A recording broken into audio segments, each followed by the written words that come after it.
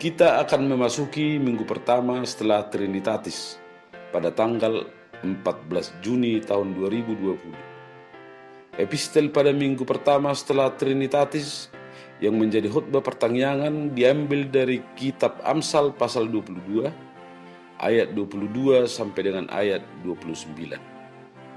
Topik minggu adalah jauhilah ketamakan. Bapak, Ibu, dan saudara-saudara sekalian, salah satu roh zaman ini adalah ketamakan. Dalam pengertian sehari-hari, ketamakan sering juga diartikan dengan kerakusan. Dan di dalam pengertian yang lebih luas, seseorang disebut tamak jika seseorang itu ingin memperoleh lebih banyak dan semakin banyak. Dan untuk mendapatkan keinginannya itu, dia akan melakukan apa saja, menghalalkan segala cara. Yang penting keinginannya tercapai. Semua itu dilakukannya dengan segala jeripayah, menyita seluruh waktu dan pikiran, sehingga mengabaikan hal-hal yang lain yang tidak kalah pentingnya. Dan ironisnya, dia sendiri tidak punya waktu untuk menikmati apa yang sudah diperolehnya itu. Khotbah pertanyaan minggu ini menasihati kita supaya menjauhkan diri dan menghindar dari ketamakan karena bertentangan dengan firman Tuhan. Mari dengarkan nats khotbah yang diambil dari kitab Amsal pasal 22 ayat 22 sampai dengan ayat yang ke-29. Saya akan membacakan untuk kita. Janganlah merampasi orang lemah karena ia lemah, dan janganlah menginjak-injak orang yang berkesusahan di pintu gerbang.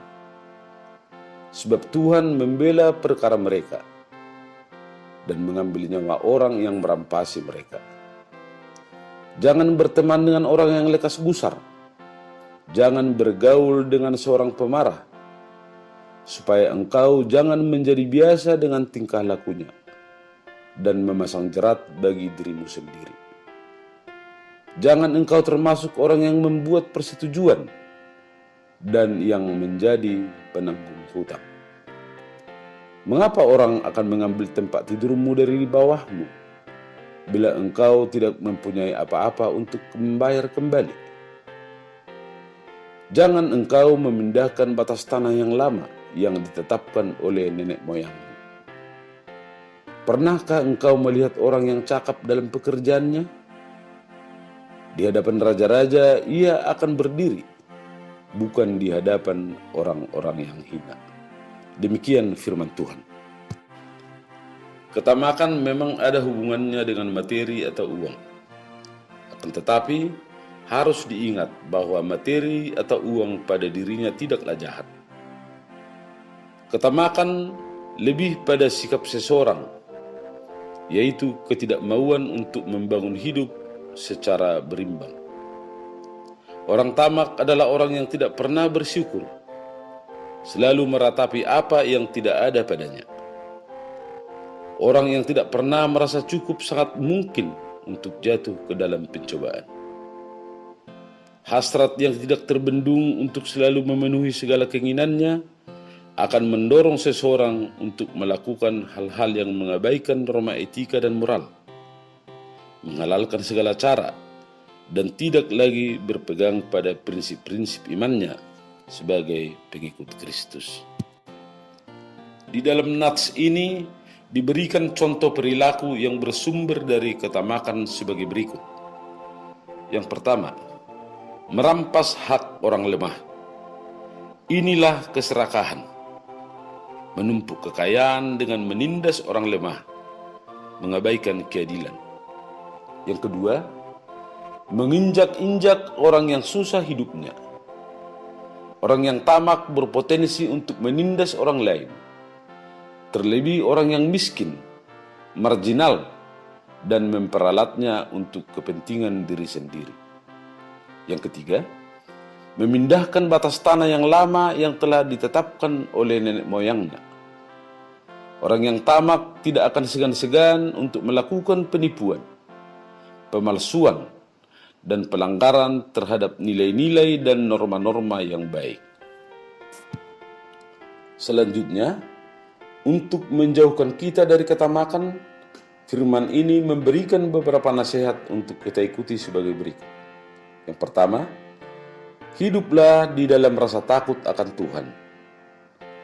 Mintalah hikmat dan kebijaksanaan kepada Tuhan. Yang kedua, mengucap syukurlah dalam segala hal. Hidup dalam kesederhanaan dan kerendahan hati. Yang ketiga, menghindarlah dari kumpulan orang-orang pemarah yang mudah gusar dan yang memiliki sifat iri dan dengki. Yang keempat, berjaga-jagalah dan waspada. Kita awasi diri kita setiap saat, menjaga hati dengan baik, sehingga sifat tamak tidak merasuki kita. Yang kelima, peliharalah diri, bentengi hati dengan kuat, sehingga ketamakan tidak menguasai dan memerintah kita. Yang keenam, mawas diri. Mari kita pahami dengan baik dan benar tentang apa yang menjadi hak dan kewajiban kita. Marilah mengendalikan keinginan-keinginan kita dan belajar membedakannya dengan kebutuhan kita. Yang ketujuh, jagalah integritas. Setialah mengerjakan tugas dan tanggung jawab yang dipercayakan kepada kita. Apabila kita setia memikul tanggung jawab dalam perkara yang kecil, maka Tuhan akan memberikan kepada kita tanggung jawab yang besar. Bapak, Ibu, dan saudara-saudara sekalian yang terkasih dalam nama Tuhan Yesus Kristus. Yesus mengajarkan bahwa orang yang hanya mengumpulkan harta di bumi tidaklah berguna jika ia tidak kaya di hadapan Allah. Oleh karena itu, jauhilah ketamakan.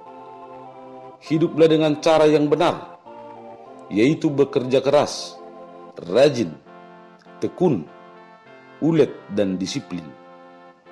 Berusahalah mendapatkan sebanyak-banyaknya dengan cara yang sebaik-baiknya, dan kemudian menikmatinya dengan cara-cara yang bertanggung jawab di dalam rasa takut akan Tuhan.